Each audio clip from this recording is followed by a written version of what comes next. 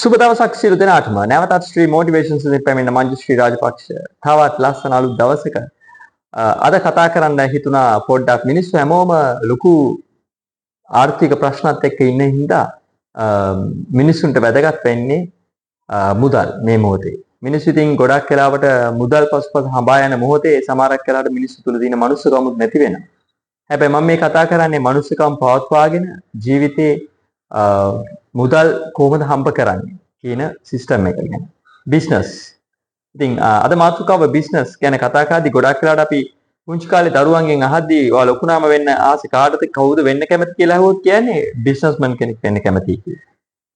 ඉතින් ඒ පුංචි කාලේ මේ තියෙන බලාපොරොත්තු තියෙන්න පුළුවන්. නමුත් අද මම කතා කරන්න යන්නේ ටිකක් වැදගත් සිදුවීමක්. දැන් ඔබ දන්නවා ධනවතුන්ව පොහොසතුන් කියලා කියනවා. පොහොසත් මිනිස්සු ධනවත් මිනිස්සු බිම වැටලා තියෙන රුපියලත් අහුල ගන්නවා කිව්වොත් ඔබ දන්නවද? ඒ කතාව ඇත්තක්ද බොරුවක්ද කියලා? සම්පූර්ණ මැත්තක්. පොහොසත් මිනිස්සෙක් ධනවත් මිනිස්සෙක් බිම රුපියලක් වැටලා තිබුණොත් ඒක බිම පහත් වෙලා අහුල ගන්නවා. ඇයි ඒක අහුල ගන්නෙ? ඔහු දන්නවා මේ පුංචි රුපියලෙන් තමයි ජීවිතේ ඔහු ගමන පටන් ගත්තේ කියලා. ඉතින් සමහරකට අපි හිතනවා රුපියලක් නේ අපෝ ඒක වැඩක් නෑ කියලා රුපියලෙන් මොනවද කරන්න පුළුවන් කියලා අපි හිතනවා. නමුත් මතක තියාගන්න ඒ රුපියල තුලින් ජීවිතේ ලොකු ආරම්භයක් ගන්න පුළුවන්. මොකද රුපියල එකතු කරලා අවසානයේදී ලොකු මුදලක් එකතු කරගන්න පුළුවන්. සමහරකට ඔබ තමයි ඔබේ පරම්පරාවේ මිලියන 100ට පළවෙනි කොඩිය දාන පුද්ගලයා වෙන්න පුළුවන්. මිලියන 100ක් එකතු කරලා. ඒ රුපියල අහුලන කෙනෙක් වුණොත්. හරි මොකද පුංචි මුදල උනත් වටිනවා. මට මතකයි මගේ තාත්තා ඉස්සර කියලා තියෙන කියමනක් සතෙන් සතේ ඉතුරු කරලා තමයි ජීවිතේ ඉස්සරහට යන්න පුළුවන් කියලා. ඉස්සර ටීවී එකේ අපි පුංචි කාලේ ඇඩ්වර්ටයිස්මන්ට් වලට ගියා සතෙන් සතේ ඉතුරු කරලා ඉතිරි කිරීම බැංකුවට දානවා කියලා. ඉතින් මට මතකයි ඒ සිදුවීම එක්කලා. ඇත්තටම මේ විශේෂයෙන්ම මතක තියාගන්න ඔබේ ජීවිතය තුළ බිස්නස් ගැන කතා කරද්දී අපි හැමතිස්සෙම උත්සාහ කරන්නේ තවත් කෙනෙක් යටතේ වැඩ කරන්නයි. ඇයි අපි තවත් කෙනෙක් යටතේ වැඩ කරන්නේ? එතකොට ඒ කෙනා තමයි අපිට පඩි ගෙවන්නේ. සැලරිස් දෙන්නේ ඒ කෙනා. එහෙමත් නැත්නම් අපිට අසනීපයක් වුණොත් අපිට සමහරකට රස්සාවට යා යුතුයමයි අපි. අසනීපයක් හැදුනත්. නමුත් ඔබ ඔබගේම ව්‍යාපාරයක් කරොත් එීම මතක තියාගන්න. ඔබේම බිස්නස් එක පටන් ගත්තොත් ඔබ තමයි ඒකේ බොස්. අපේ වචනෙන් කියනවා නම් ඔබ තමයි ඒකේ ලොක්කා. ඉතින් ඔබට අසනීපයි නම් ඔබට විවේකයක් ගන්න පුළුවන්. නිදහසේ ඔබට ඉන්න පුළුවන්. රයිට්? ගෙදරටලා.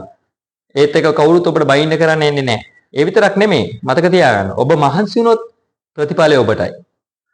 ඔබ මහන්සි වුණොත් ඔබට ඒකේ ප්‍රතිඵලය තියෙන්නේ. ඉතින් මම දන්න ගොඩක් ඉන්නවා කට්ටිය පුංචියට පටන් ගත්තා ගෙවල් අහලා පාලා එකතු මිනිසුන්ට කඩයක් පන් දාලා. ඉදියක් පහදලා දීලා හවසට කඩයක් පන් ටිකක් විකුණපු. ඒ මිනිස්සු අද සමහරක් වෙලාවට ඒ ගෙවල් අහලා පාලා විකුණපු මිනිස්සු අද සමහරකට ඒගොල්ලෝ ගිහිල්ලා තිනවා පුංචි වාහනයක් අරගෙන පොඩි ඩීමෝ පට්ට ලොරියක් වෙන්න පුළුවන් එහෙම නැත්නම් පොඩි වෑන් එකක් වෙන්න පුළුවන් තවත් තැනකට ගිහිල්ලා ඉදියක් විකුණනවා. ඊට පස්සේ ඒ ෂොප් එක ටිකක් දියුණු වෙනවා. ඉදියප්පන් කඩේ. ඉතින් අද මම කතා කරන්න කැමති ඔබ අහලා තියෙනවා ස්ට්‍රීට් ෆුඩ්. ස්ට්‍රීට් ෆුඩ් ගැන අහලා තියෙනවා. නයිට් ස්ට්‍රීට් ෆුඩ් කඩයක් දාන්න පුළුවන් නම් ඒකත් හොඳයි. හැබැයි ඉතින් අර සයිවර් කඩේ වගේ ලයිට් දාගෙන දෙමළ සින්දුවහාගේ දාගෙන අර කෑ ගාලා එහෙම නෙමෙයි. බොහොම කාම් විදියට ලස්සන ඩෙකරේෂන්ස් ටිකක් දාලා ඔබට මිනිසුන්ට හොඳ ආසාවෙන් ඇවිල්ලා කෑමක් කන්න පුළුවන් නම් එතන දුම්පානය මත්ද්‍රව්‍ය දේවල් නැතුව පවුලේ ඉන්න අම්මා තාත්තා දුව පුතා හැමෝටම මෙතනට සම්බන්ධ වෙලා ආහාරක් අනුභව කරන්න පුළුවන් නම් නිදහසේ සුව පහසුවේ. ඉතින් ඒක මම හිතන්නේ ඔබේ ලොකු ජයග්‍රහණයක් වෙයි ස්ට්‍රීට් ෆුඩ් කඩයක්. ඒත් එක මතක තියාගන්න සමහරක් වෙලාවට අපිට මේවත් කරන්න පුළුවන්. උදාහරණයක් විදිහට ඇඳුම්. මූලික මිනිස් අවශ්‍යතාවයන් යටතේ අපි දන්නවා ආහාර ඇඳුම් නිවාස. ඇඳුම් ගැන ගත්තොත් එහෙම ඇත්තටම ඇඳුමක් අපි දැන් ගොඩක් වෙලාවට ගිහිල්ලා ඇඳුම් ගන්නවනේ තැන් තැන් වලින්.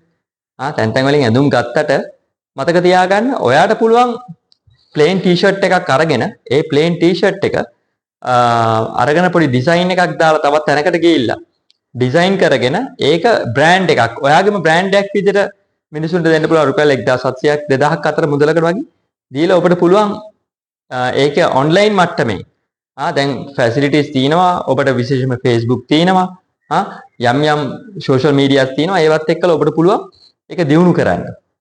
ඉතින් ඒක තුලින් ඔයාට ඒ ලැබෙන මුදලත් එක්ක ලාභෙත් එක්ක ඒක තව ටිකක් ප්‍රොමෝට් කරන්න පුළුවන් ඉස්සරහට.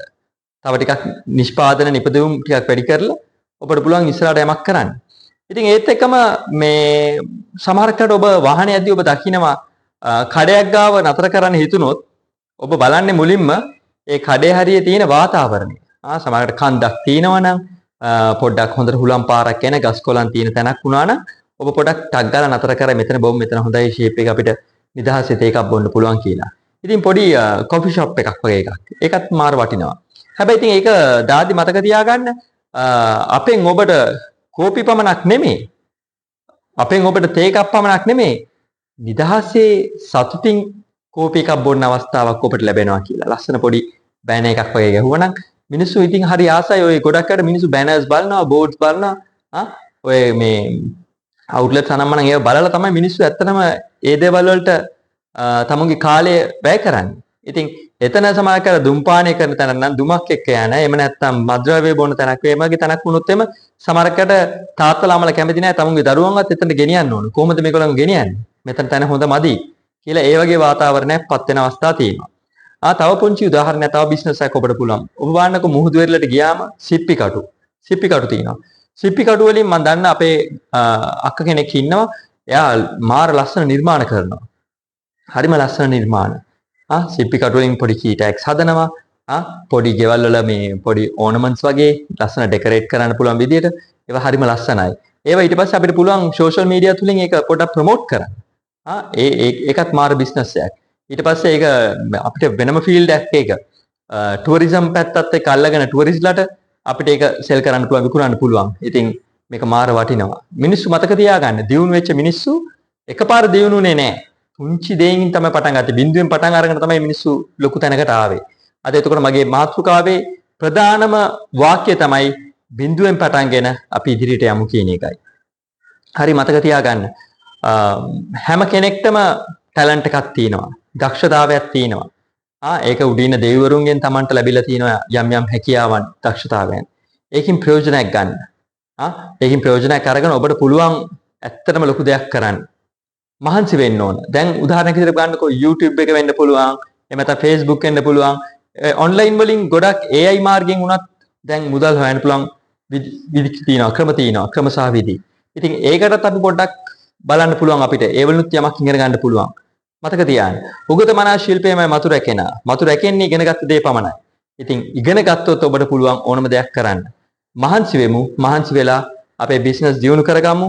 අනිවාර්යයෙන්ම ඔබට ජයග්‍රහණය කරන්න පුළුවන්. මතක තියාගන්න. ගෙදරලා කම්මැලි වෙලා රෙද්දක් පෙරවගෙන ඇඳටලා නිදිය ගන්නවට වැඩිය හොඳයි. දුක් මහන්සි වෙලා ඔබ මහන්සි වෙලා හොයන රුපියලත් ඇත්තටම මාර වටිනවා. මතක තියාගන්න. මහන්සියේ ප්‍රතිඵල ඔබට තියෙනවා නම් ශ්‍රී මොටිවේෂන්ස්ට සැලුට් එකක් දෙන්න. ආසා සිටි ඔබ සියලු දෙනාටම ස්තුතියි.